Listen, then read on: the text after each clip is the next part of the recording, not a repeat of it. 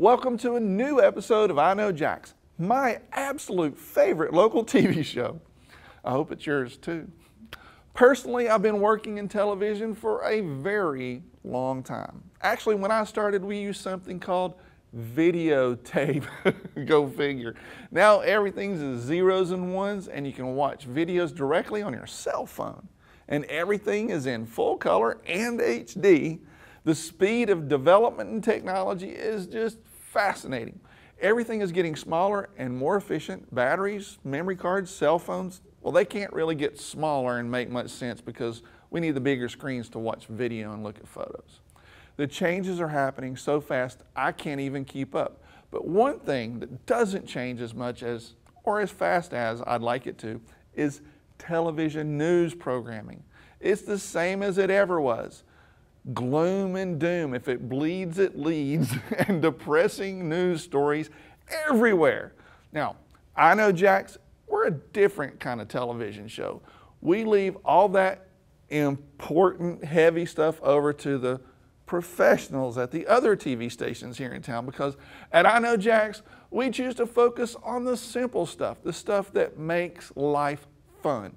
Spending time with friends and family, exploring our nearby area, eating good food, you know, that kind of stuff, the important stuff. We focus on fun.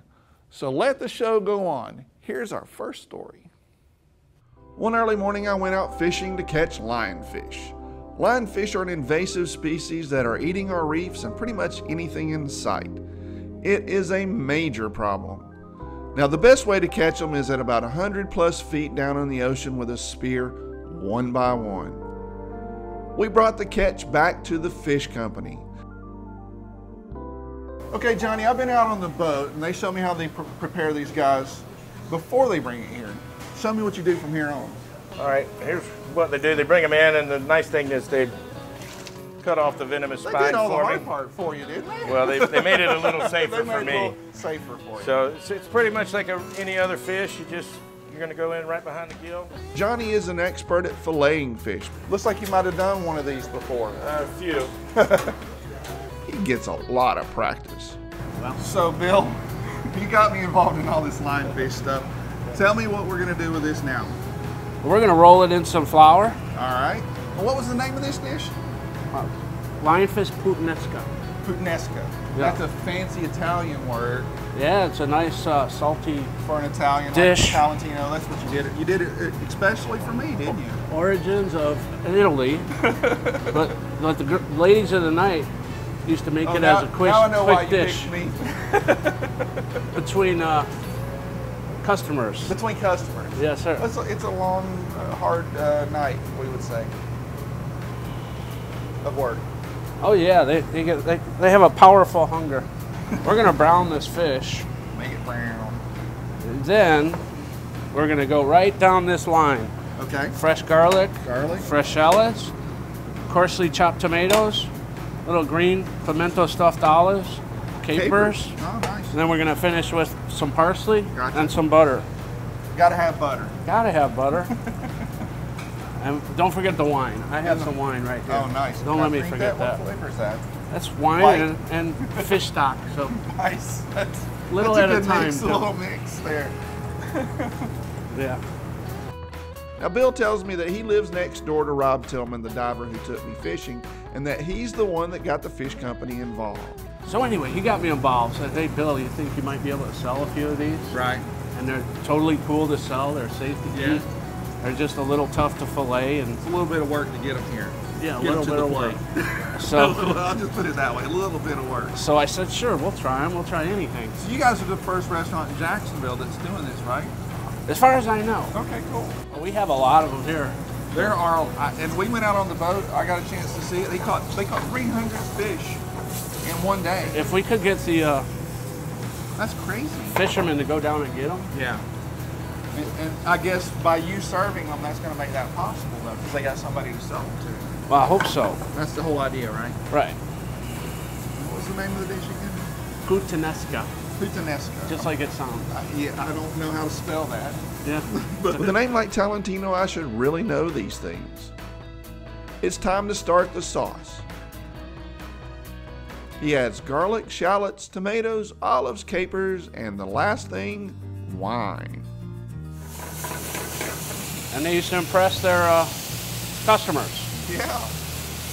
So we're just going to bring this to a boil for a few. So what made you think of this particular dish when they brought you the lionfish?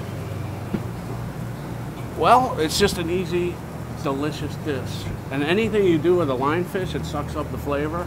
So it's really good to sort of use for any type of seasonings that way. So it takes on the flavor of whatever you're... Exactly. Cool. A lionfish is really a mild, white, flaky fish. Right. Great texture. Now it's time to add the pasta. Bill adds a little bit of butter, and then he lets the pasta soak up all the goodness. So accurate. All that goes on the plate with a little bit of butter. It's not a fancy dish, but Puttanesca. You can spell it. I can't. Lionfish Puttanesca. Bill also made delicious blackened lionfish for us. We have a beautifully prepared lionfish fillet. It's a little bigger portion than you normally see here, but you guys are big eaters. Well, yeah, you knew I was coming, right? Let's take it out in the dining room and eat some of this stuff. All right, cool.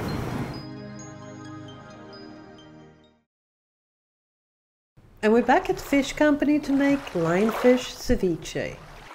So this must be a pretty versatile fish to be able to do. You can do pretty much anything with it. Pretty much anything. Being that it's new, we're still kind of just discovering what we're doing with it. Yeah, this is one of the things that we've done so far that we really enjoyed. It kind of really showcases the flavor of the fish. Awesome. We're just gonna take that, throw it in there, and then after that we're going to cover it with fresh lime juice. Okay. Like that. And that's what is used to cook it with, basically. Correct. Then we're gonna add some diced onions. Okay. Some peeled and seeded tomatoes. Okay. Fresh cilantro. And some chopped up jalapenos. We're gonna kind of just mix that up as well. Nice and fresh. So about an hour later, this is what we've got, right? It's ready to Correct. rock and roll. Yeah. Show me how we eat it up, man. Then we just kind of serve it with some fried corn tortilla chips. You make those in-house too, right? Absolutely. Gotta love that stuff. Nice little healthy portion.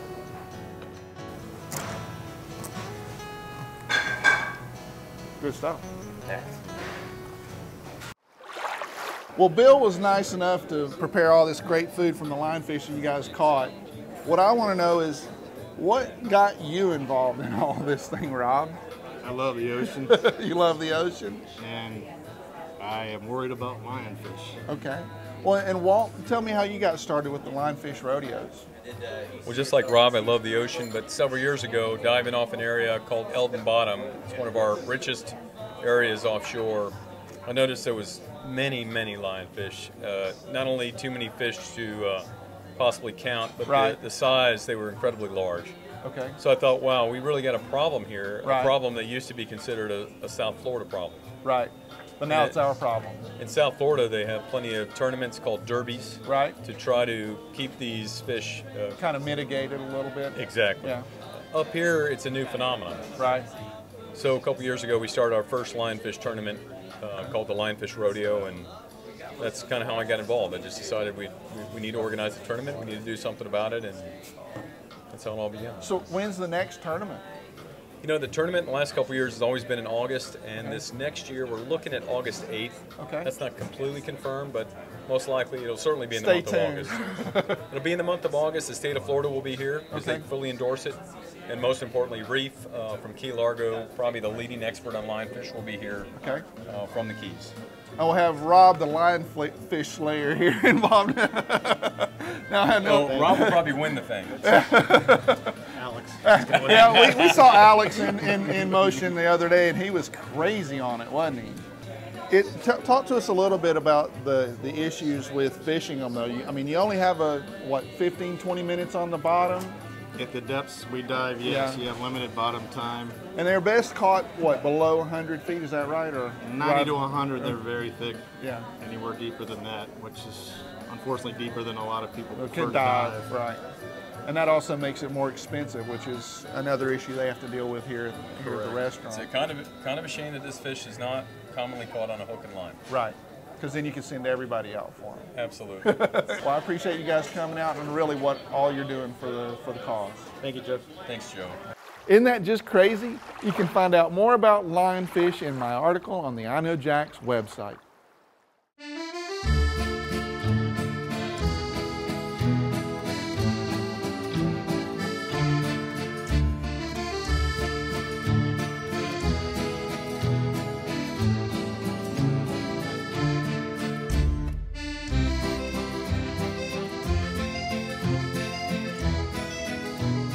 Today I'm with Chris Chislett, the wine guy, and we're going to talk about, I have no idea what we're talking about. I know you didn't. You set me up. Well, no rehearsals. That's our problem, you know. We just rock and roll, baby. Yeah, all right. Merlot versus Cabernet.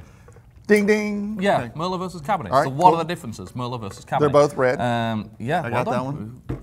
And that's it. Score one. See you next week. Yeah, no, it's not so much about these wines. I had these wines. They're both from the same vineyard, which is yeah. pretty cool. So these are we've got the Wente Merlot, the Wente Cabernet, both from Livermore, which is actually just east of San Francisco, California. Okay. Livermore. Yeah, I've got a. Yeah. Sounds English. Yeah. I thought with you Livermore? saying, I don't know. It sounds. It could be. No, I can't. Can you Americanize that? No. No. Well, don't even try then. So it's a California wine. It is. So, but it's more about the whole Merlot versus Cabernet. This is the same winery, same vineyards. They're just making, the wine Merlot Cabernet. So we want to kind of taste, what's the difference between Merlot and Cabernet? A lot of people get confused. It's like both red, they're both already fairly confused. full-bodied. I'm always confused when you're here. I know. It's just my influence. Yeah, no, you just confused the hell out of me. So, yeah, let's start with the Merlot. It smells good. And how's about that? You can tell me the difference between Merlot and Cabernet. Well, I already said the similarities. They're both red. Well, tell me about the color, Joe. It's nice and deep dark red. Okay. Yeah. Darker than this one, from what you can see. No, that one looks darker. It is darker. How about that? Good work. All right. I can see. So Wente Merlot, these both about $20 retail. Okay, so both about the same price. Made in the same style, just different grapes. Right. All grown on the estate as well, so they grow the grapes, they make their wine. Yeah. So what do you taste in this one? It's a little bit plum. It's kind of softer. Yeah. Maybe blackberry. A little bit of plum. I'm going to correct you. I'm going to go more strawberry raspberry. Really? A little bit of plum, but you like what you like, and it's nice. Let's taste this one. Okay. And see if you still got the same. I have to drink wine now. Do what I'm told, and it is darker. So if you taste the plum on blackberry on that one, taste this one. Oh yeah. You see what I mean? Yeah, I do. A little bit heavier. I got you. Just feels heavier on the palate. Well, I'll use the word rounder. Okay. I don't know if that's a good word or not. A little bit earthier as well, a little bit more full-bodied. So Merlot tends to Does this have more alcohol in it? Don't know. Tastes a little bit more. It tastes a little more, yeah. No, 13.5, 13.5. Yeah, I think it just tastes heavier. Tastes heavier. Yeah. So Merlot typically is softer, a little bit more easy drinking. You get more blue fruit, more red fruit. Gotcha. Cabernet, you can age it longer. Right. You can actually age it in a oak longer. Tends to be a little bit more in your face, a little bit more aggressive. More black fruit, you get more like olive and truffle. So yeah, age it in oak. It also needs to like open up. What does that pair well a little with? bit longer. I mean, we go, traditional, steak and all those kind of, heavier foods. Meat. You've got, some more options with Merlot because it's a little bit, kind of softer. You can go, you still go like red sauce pasta, but cake pops. Cake pops with go with everything. With everything, just for no reason at all. Cake pops. Why have we got cake pops here? Because I like. We're just going to do cake pops. Why not? Right, continuity. I probably shouldn't eat one. I was just going to do it. Go for it. No. I'm going to drink. You can eat. All right, fair enough. That works for me. Cake pop time. All right, that's a champagne cake pop. It is it? Because this is a wine That'll segment. go great with, got to do it with Merlot. And why not? Right? Yeah. Oh, that was the other thing I was going to mention before I eat the cake pop. Just making this up as we go along. All right, Bordeaux, the region of. I'm going to point my cake pop aggressively at you. France. Yeah, Bordeaux, France. All right, so Merlot and Cabernet, the main grapes of the Bordeaux region of France. Young man. Yes. All right. We're going off on a big tangent here. Yeah, if a wine, all right, Bordeaux region of France, yes. broken down the middle by a river, okay? Okay. Right, the river runs through Bordeaux. So if you say a left bank Bordeaux, it's actually Cabernet, so mainly Cabernet. I gotcha. If it's from the right bank of Bordeaux, it's mainly Merlot. Merlot. So this is kind of something that like the wine nerds throw out. I just learned something Yeah, there. I know. So it's Very cool. cake pop time. Cake pop. Good stuff. Like it. You going to talk with your mouth full, or we're just going to have No. awkward silence? Yes. Good stuff. No,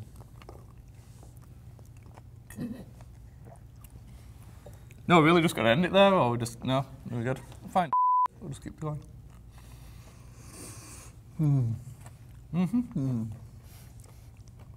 Good cake pop. Yeah. Yeah. These are from Alley Cakes. This is good stuff. Totally sidetracked our wine segment. I don't mind. Works for me. I'm going to have another cake pop. This video was brought to you by Joseph & Curtis, custom wine cellars and wine racks for residential homeowners and commercial clients since 2001. Visit their website at josephandcurtis.com. Is this your first time here? I'm sorry, you're probably going, who the heck is this Joe character talking to me like we're old friends or something? I know, I'm not what you expect from a TV show host. This is what I say. I'm an acquired taste, like a fine wine or pate, or maybe a cheap beer. If you're not sophisticated or worldly enough to appreciate my bold flavor, then you are welcome to choose something else from the menu. Just pick up your remote. I'm sure there's some gloom and doom, serious news show going on somewhere else right now. Here at I Know Jax, we're going to continue to focus on fun.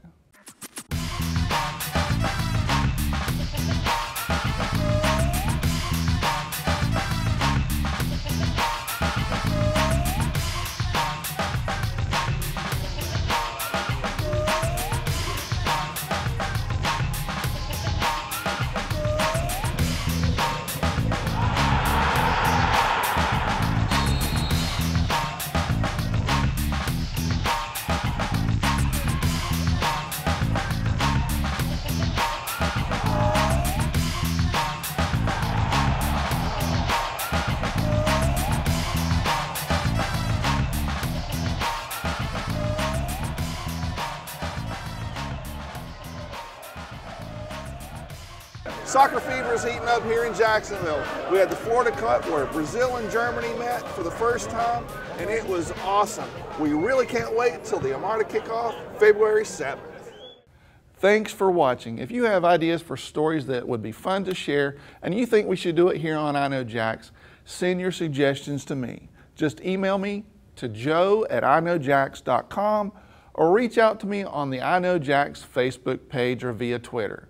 Most of the stories we do here on the show come from suggestions from viewers just like you. Now, I'll be back next week with another episode of I Know Jax, and until then, I'll see you on the internet.